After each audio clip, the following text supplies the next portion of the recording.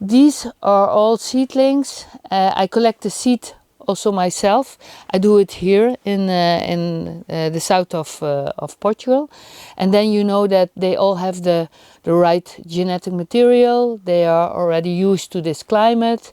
They are used at not a lot of water, and if you buy seeds, they can come from all over the world, and you don't know what kind of genetic material you bring in. I start collecting the seeds myself. Then I prepare the seeds, all kinds of different ways to do it, and then make young trees of it, and afterwards take care of them the whole summer, of course.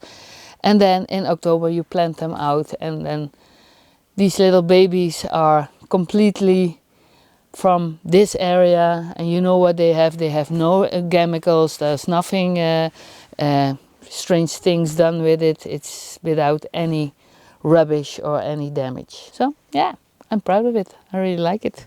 I think this is work for the soul. You have to write down everything very carefully because you have so many small ones, and in the beginning they all look a lot the same. So this is really important. In the beginning I was not so strict in it, but now I am.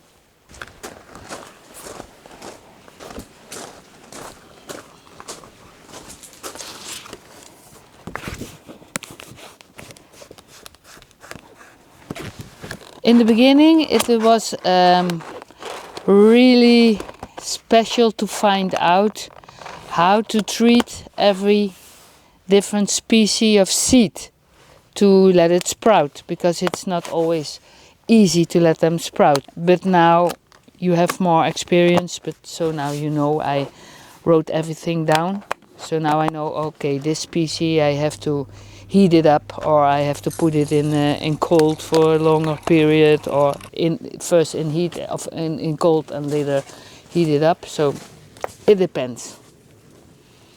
Oh, forgot the box.